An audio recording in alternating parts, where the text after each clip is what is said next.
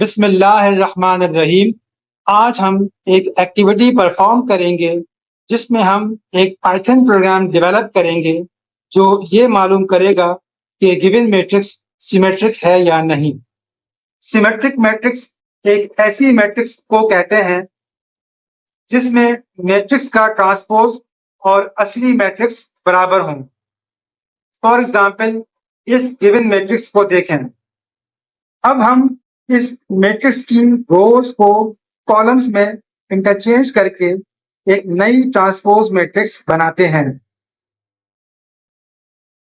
क्योंकि यहाँ ओरिजिनल और ट्रांसपोज मैट्रिक्स दोनों इक्वल है, इसलिए ये गिवन मैट्रिक्स सिमेट्रिक है।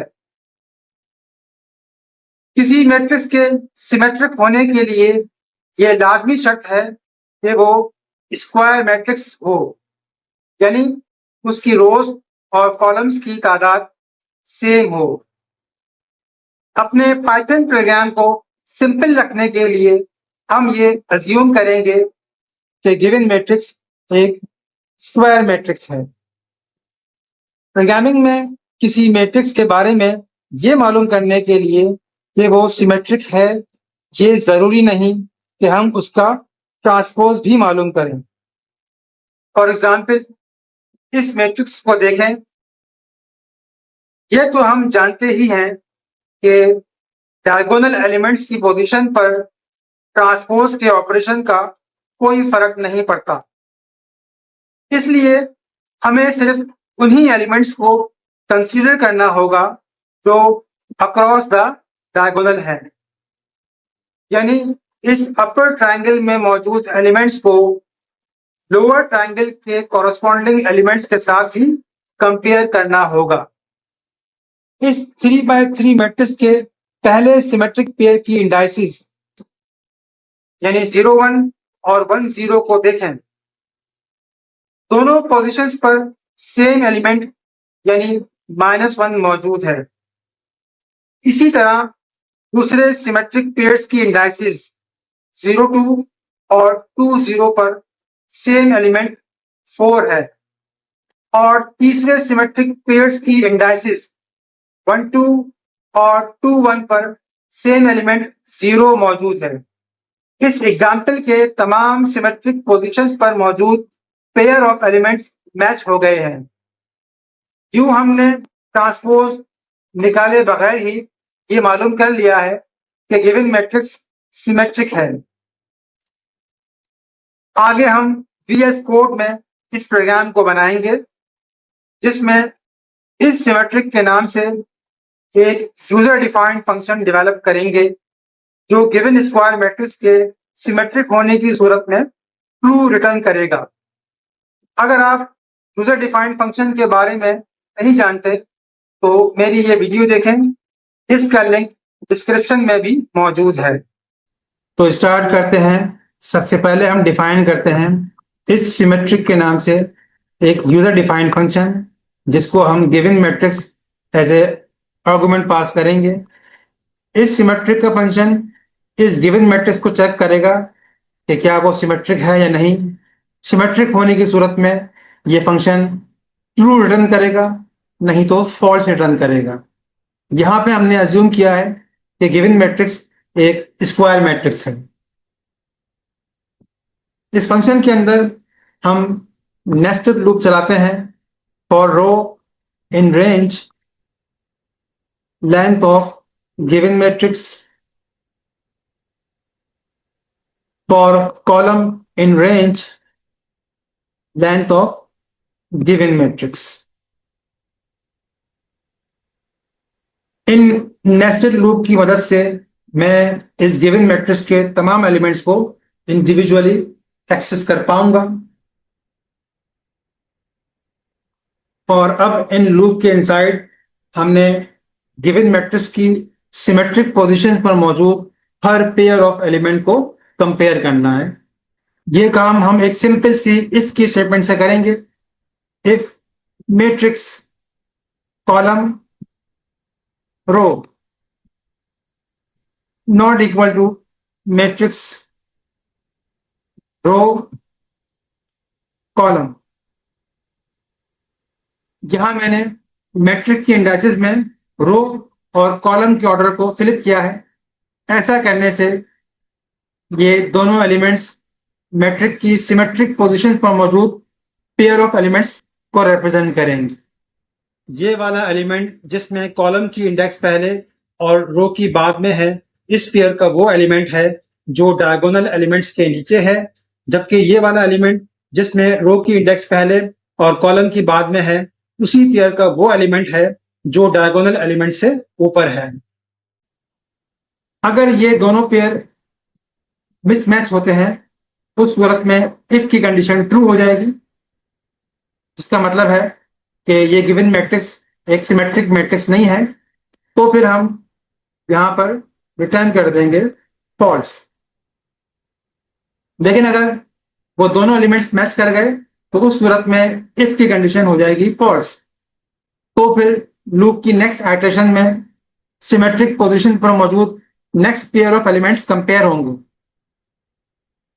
अगर कोई एक पेयर भी मिसमैच हुआ तो उस सूरत में इफ की कंडीशन ट्रू होगी और ये फंक्शन फॉल्स रिटर्न कर देगा और नेस्टेड लूप उसी वक्त टर्मिनेट हो जाएंगे।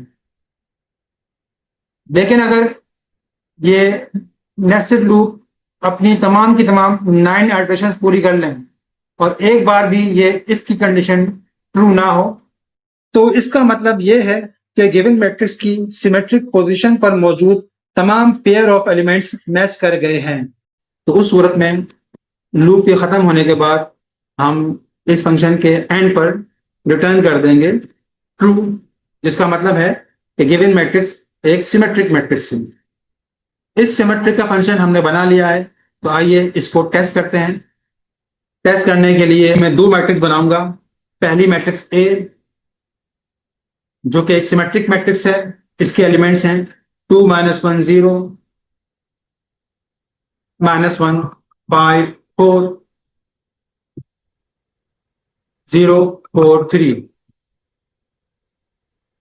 दूसरी मैट्रिक्स बी है जो कि एक नॉन सिमेट्रिक मैट्रिक्स है, इसके एलिमेंट्स हैं 1 2 3 4 5 6 7 8 9। अब हम बारी बारी इन दोनों मैट्रिक्स को विद द हेल्प ऑफ इस सिमेट्रिक फंक्शन टेस्ट करेंगे। मैं प्रिंट की स्टेटमेंट के अंदर इस सिमेट्रिक के फंक्शन को कॉल करता हूं ताकि रिटर्न वैल्यू उसी वक्त प्रिंट हो जाए। फर्स्ट टाइम मैं इस सिमेट्रिक को matrix A as a argument pass कर रहा हूं, जबकि सेकेंड टाइम मैं इस सिमेट्रिक फंक्शन को matrix B as a argument pass कर रहा हूं। अब मैं इस प्रोग्राम को रन करता हूं। प्रोग्राम के आउटपुट में फर्स्ट टाइम ट्रू और सेकेंड टाइम फॉल्स प्रिंट हुआ। ऐसा इसलिए हुआ है कि फर्स्ट टाइम हमने इस सिमेट्रिक के फंक्शन को matrix A as a argument pass की थी। मैट्रिक्स ए क्योंकि एक सिमेट्रिक मैट्रिक्स है, इसलिए इस सिमेट्रिक के फंक्शन ने ट्रू रिटर्न किया है, जो कि प्रिंट की स्टेटमेंट ने यहां प्रिंट कर दिया है।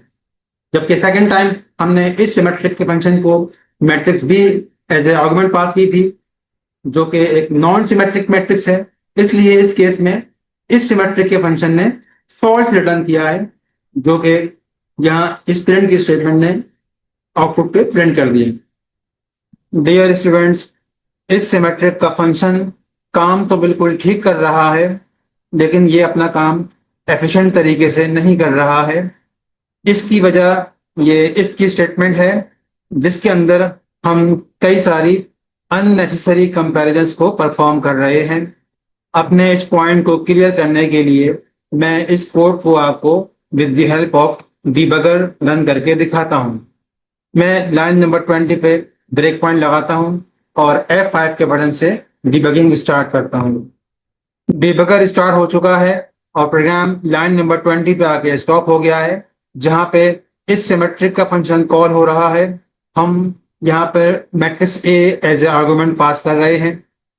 अब मैं स्टेप इनटू के बटन से इस सिमेट्रिक के फंक्शन में जंप करूंगा। हम इस सिमेट्रिक के फंक्शन में जंप कर चुके हैं। अब मैं स्टेप ओवर के बटन से इस नेस्टेड लूप को स्टेप बाय स्टेप रन करके दिखाऊंगा।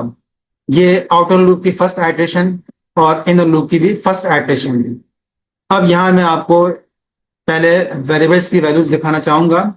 ये मैट्रिक्स ए जो कि हमने इस सिमेट्रिक के फंक्शन को कॉल करते वक्त एज ए आर्गुमेंट पास की थी, इसकी वैल्यूज आप देख सकते हैं कि इस पैरामीटर मैट्रिक्स में कॉपी हो चुकी हैं और रो और कॉलम इन दोनों की वैल्यू 0 हैं, जिसका मतलब है फर्स्ट रो फर्स्ट कॉलम, यानी जो फर्स्ट डायगोनल एलिमेंट 2 है ये उसको रिप्रेजेंट कर रही है।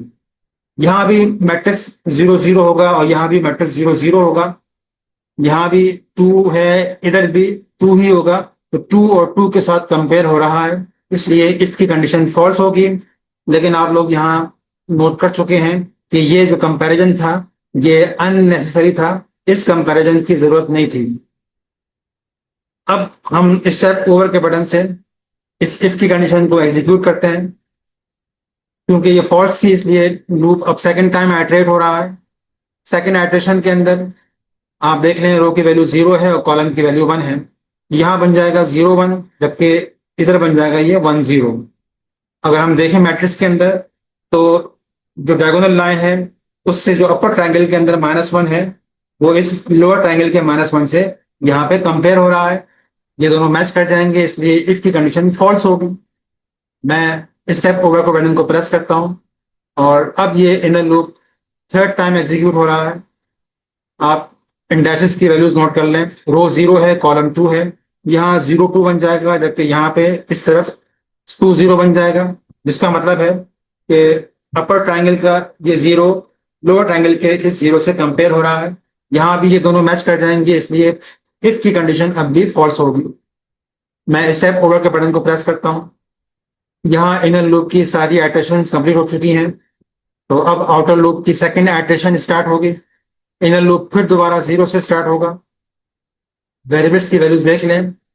अब की बार रो की वैल्यू 1 और कॉलम की वैल्यू 0 है। यहाँ ये बन जाएगा 1 0, जबकि इस तरह बन जाएगा ये 0 1। यानी अब की बार लोअर ट्रायंगल का -1 अपर ट्रायंगल के -1 से कंपेयर हो रहा है, जो कि अननेसेसरी है, क्योंकि हम लूप की पिछली आइटरेशन में ही सिमेट्रिक पोजीशन पर मौजूद इन दोनों -1 को पहले ही कंपेयर कर चुके हैं। मैं स्टेप ओवर के बटन से इफ की कंडीशन को एग्जीक्यूट करता हूं। अब inner loop second time iterate हो रहा है। आप इंडेक्सेस नोट कर लें, रो भी 1 है, कॉलम भी 1 है, इसका मतलब है सेकंड रो सेकंड कॉलम, यानी सेकंड डायगोनल एलिमेंट यानी 5। यहाँ 5 से ही कंपेयर हो रहा है, और अगेन ये भी एक अननेसेसरी कंपैरिजन है। मेरे ख्याल से अब ये आइडिया आपको क्लियर हो चुका होगा कि हम यहाँ कई सारी अननेसेसरी कंपैरिजन्स को परफॉर्म कर रहे हैं। मैंने आपको दिखाया कि हम डायगोनल एलिमेंट्स को कंपेयर कर रहे हैं जिनको कंपेयर करने की जरूरत नहीं थी। इसके अलावा आप लोगों ने ये भी देख लिया कि हम डायगोनल से पहले जो एलिमेंट्स हैं अपर ट्रायंगल के, उनको हम लोअर ट्रायंगल के एलिमेंट से कंपेयर कर चुके हैं। तो दोबारा से फिर लोअर ट्रायंगल के एलिमेंट्स को अपर ट्रायंगल के एलिमेंट से दोबारा कंपेयर करने की कोई जरूरत नहीं है। तो 3 तो हो गए डायगोनल एलिमेंट्स और 3 ही हो गए लोअर ट्रायंगल के एलिमेंट्स, यानी टोटल 6 एलिमेंट्स ऐसे हैं जिनकी हम यहाँ पे अननेसेसरी कंपैरिजंस कर रहे हैं। तो हमें इन कंपैरिजंस को अवॉइड करना होगा। अब मैं स्टॉप के बटन से इस डिबगिंग को स्टॉप करता हूं और अब मैं इस सिमेट्रिक के फंक्शन को एफिशिएंट करने के लिए, यानी वो जो गैर जरूरी कंपैरिजंस हैं उनको खत्म करने के लिए, मैं इनर लूप को थोड़ा चेंज करूंगा।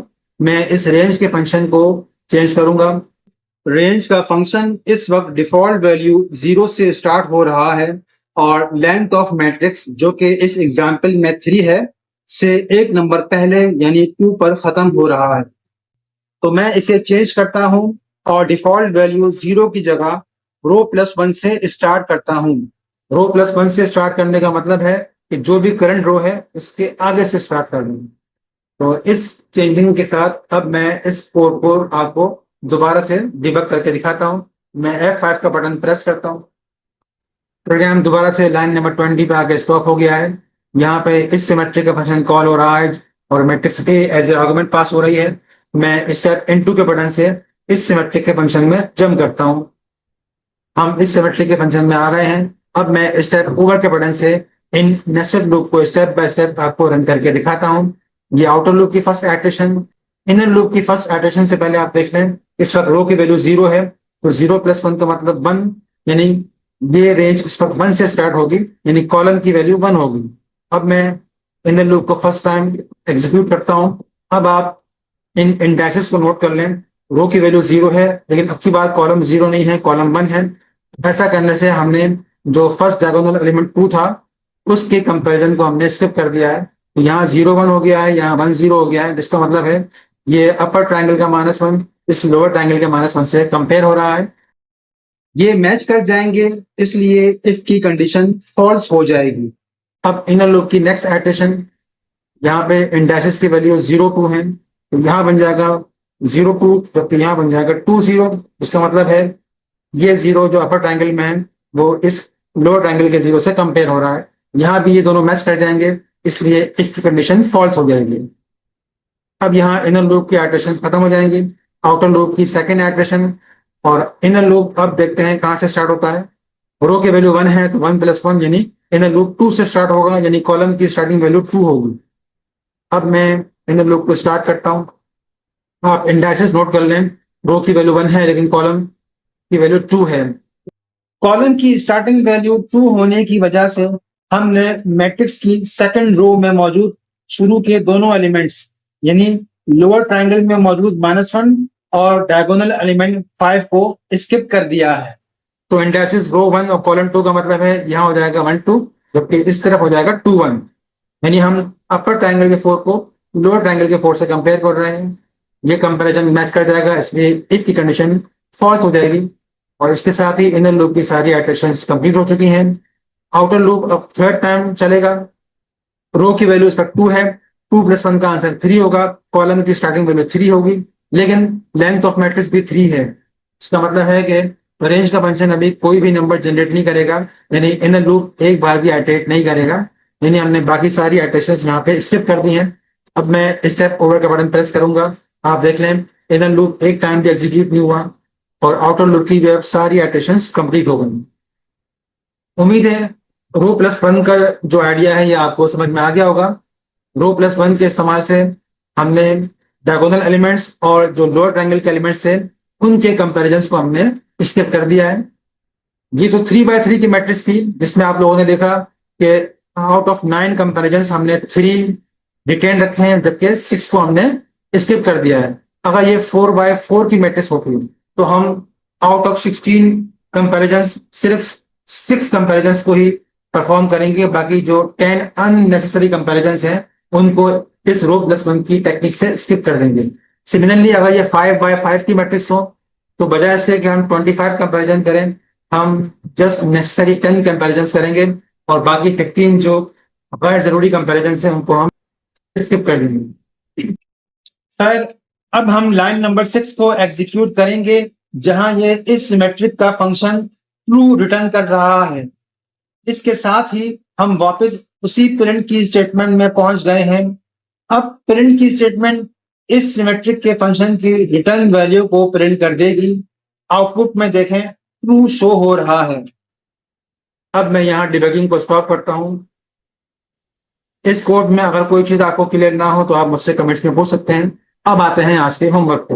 ये है आज का होमवर्क, इसे नोट कर लें और इसे अपने पास घर में ट्राई करें। अपनी प्रोग्रेस को कमेंट्स में शेयर करना ना भूलें। अल्लाह हाफिज।